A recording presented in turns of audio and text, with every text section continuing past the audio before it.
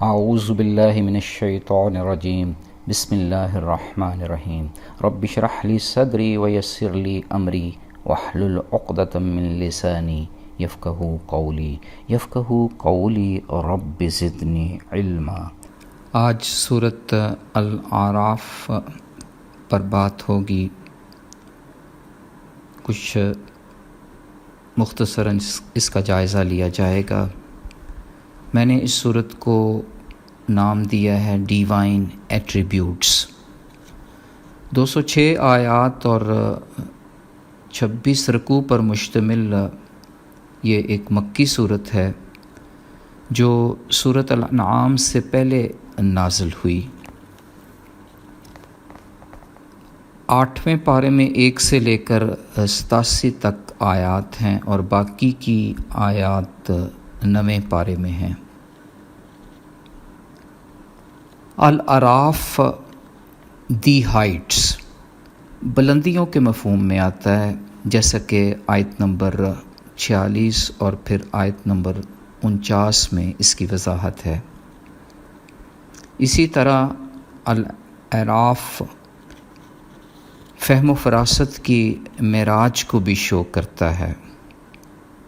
کچھ مفسرین کے نزدیک جنت میں ایک بلند مقام ہے یا پھر جنت اور دوزخ کے درمیان ایک بہت بڑی دیوار۔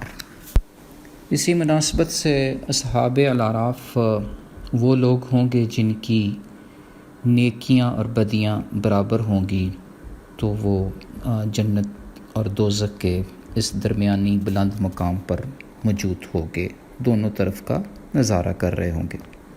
اس صورت کے پہلے حصے میں شیطان اور آدم کے درمیان ایک نہ رکنے والی جنگ کی طرف اشارہ ہے، اور جو ابھی تک جاری ہے، جس میں شیطان آدم اور اس کی آنے والی نسلوں کو دھوکہ دے رہا ہے، بالکل ویسے ہی جیسے آدم اور حوا کے ساتھ مکاری کی، جھوٹی قسمیں کھا کر ورغلایا اور پھر جنت سے نکلوایا۔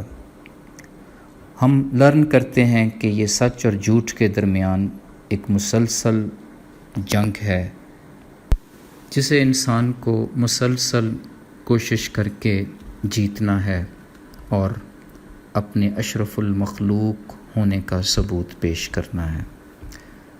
انسان کی فضیلت تو روز روشن کی طرح عیاں ہیں، کیونکہ انسان کو جنوں اور فرشتوں کے لیے قابل سجدہ بنا دیا گیا تھا، اور جس نے اس سجدے سے انکار کیا تھا یہ وہی شیطان تھا جو آج ہمارا کھلا دشمن ہے۔ ہر نیکی کی راہ پر بیٹھا ہے، انسان کو چار طرف سے گھیرے ہوئے ہے۔ آگے سے حملہ آور ہوتا ہے، یعنی کہ آخرت کی فکر ختم کر دیتا ہے۔ پیچھے سے اٹیک کرتا ہے، یعنی کہ دنیا کا شوق ڈال دیتا ہے۔ دائیں سے پھر حملہ آور ہوتا ہے، یعنی دینی باتوں کو مشکوک کر دیتا ہے، اور بائیں سے بھی اٹیک کرتا ہے، یعنی گناہ کو لذت انگیز بنا دیتا ہے۔ تو ہمیں شیطان کے اس چیلنج کا ڈٹ کر مقابلہ کرنا ہے، کیونکہ وہ ہر وقت ہماری طاق میں ہے۔ اللہ تعالیٰ اس صورت میں نصیحت فرما رہے ہیں کہ اس سے بچو، تم اسے نہیں دیکھ سکتے مگر وہ تمہیں دیکھتا ہے۔ وہ انسان سے خفیہ دوستی بنانے کی کوشش کرتا ہے۔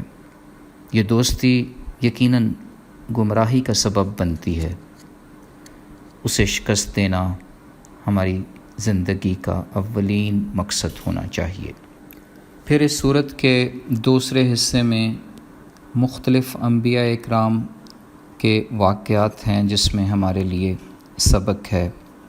قوم عاد بڑی بڑی عمارتیں بناتے تھے۔ قوم نوح پر 950 سال تک تبلیغ کی گئی۔ قوم سمود نے اونٹنی کا معجزہ طلب کیا، اور قوم لوط کبھی حرکات کا باعث بنی۔ قوم شعیب ناپ تول کی کمی کرتی تھی۔ ان تمام قوموں میں نافرمان لوگوں کی طرف اشارہ ہے کہ کس طرح ان کی نافرمانیاں اللہ تعالیٰ کے عذاب کا باعث بنی۔ سورت کا تیسرا حصہ حضرت موسیٰ علیہ السلام کی جد و جہد جو بنی اسرائیل اور فرعون کے اگینسٹ ہے اس کا تفصیل سے تذکرہ ہے۔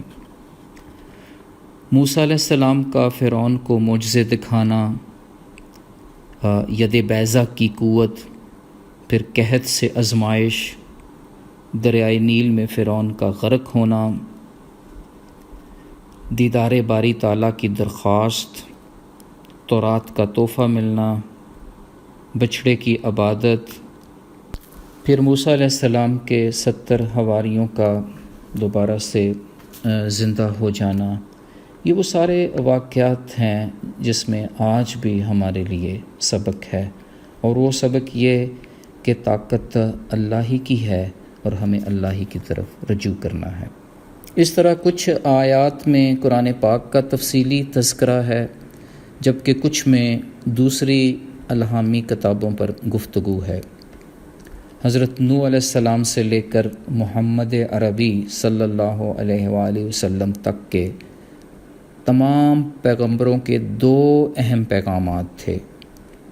ایک یہ کہ صرف واحد رب کی عبادت کی جائے، اور دوسرا یہ کہ اس کے بتائے ہوئے اصولوں پر راہ راست میں زندگی بسر کی جائے۔ ہم لرن کرتے ہیں کہ سچائی ہی جھوٹ کا خاتمہ کر سکتی ہے۔ انبیاء کی تاریخ سے بھی یہی سبق ملتا ہے، اور جو لوگ اللہ کے احکامات کی پیروی کرتے ہیں وہ عذاب الہی سے بچے رہتے ہیں۔ جو اللہ کی نشانیوں اور پیغمبروں کا انکار کرتے ہیں ان کے لیے سنگین نتائج کی دھمکی ہے۔ اس صورت سے ہم نے یہ بھی سیکھا کہ جب ہم قرآن پاک پڑھ رہے ہوں تو خاموشی اور توجہ سے پڑھیں اور سنیں۔ اس تلقین کے پیچھے مصلحت یہ ہے کہ رب کے کلام کو سمجھ کر اس کی برکات سے استفادہ حاصل کیا جائے۔ اللہ تعالیٰ نے آسمانوں اور زمینوں کو 6 دنوں میں بنایا، پھر عرش بری پر جلوہ افروز ہو گئے۔ وہ دن کو رات میں چھپا دیتے ہیں اور رات کو دن میں۔ اللہ تعالیٰ ہی ہیں جو ہر ایک کو روزی عنایت فرماتے ہیں۔ اللہ تعالیٰ کہتے ہیں میں ان سب پر مہربان ہوں گا جو حضرت محمد صلی اللہ علیہ وسلم کی پیروی کریں گے، ان کا احترام کریں گے اور ان پر اعتماد ہوگا۔ زمین و آسمان کی تمام نعمتیں انسانوں کے لیے ہیں۔ اللہ تعالیٰ ان نعمتوں کا بار بار تذکرہ کر کے لوگوں کو فرما بردار بنانا چاہ رہے ہیں۔ پھر یہ صورت ہمارے لیے پرہیزگاری کے بہت سے خوبصورت اصول متعین کرتی ہے، مثلاً اللہ کے خوبصورت ناموں کا ذکر کرنا اور قرآن پاک کی تلاوت سننا۔ ساتھ ساتھ اللہ تعالیٰ اس صورت میں ہمیں دعا مانگنے کا شوق دلا رہے ہیں، کیونکہ دعاؤں سے ہماری دنیا اور آخرت دونوں ہی سنورتی ہیں۔ ہمیں رو رو کر اور چپ کے دعا کرنے کا سلیقہ بتایا گیا ہے۔ حدیث شریف ہے کہ دراصل دعا ہی عبادت ہے۔ دعا میں حد سے نہ بڑھنے کی بھی تلقین ہے۔ اللہ کو اس کے پیارے ناموں سے پکارو، دعا کرو، اللہ خوش ہوتے ہیں۔ بخاری شریف کی حدیث ہے کہ اللہ عز و جل کے 99 نام ہیں، جو شخص انہیں یاد کر لے گا وہ جنتی ہے۔ ہمیں حضرت آدم علیہ السلام اور اماں حوا کی وہ خوبصورت دعا بھی یاد رکھنی چاہیے جو آیت نمبر 23 میں ہے، جو انہوں نے اپنی غلطی کا اعتراف کرتے ہوئے مانگی۔ ربنا ظلمنا انفسنا وان لم تغفر لنا وترحمنا لنکونن من الخاسرین۔ 5 خوبیاں ہیں اس دعا کی۔ گناہ کا اعتراف کیا جا رہا ہے، گناہ پر شرمندگی ہو رہی ہے، اپنے نفس کو ملامت کیا جا رہا ہے، فوراً توبہ بھی کی جا رہی ہے، اللہ کی رحمت سے نا امیدی بھی نہیں ہے۔ اللہ اکبر۔ اس سورت کی آخری آیات میں بھی اللہ تعالیٰ کا دن رات ذکر کرتے رہنے کا حکم ہے۔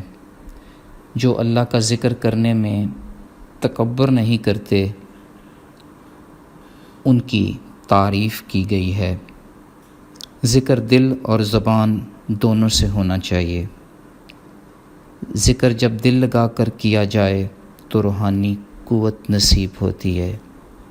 یہی روحانی قوت دین اور دنیا کی ترقی کا باعث بنتی ہے۔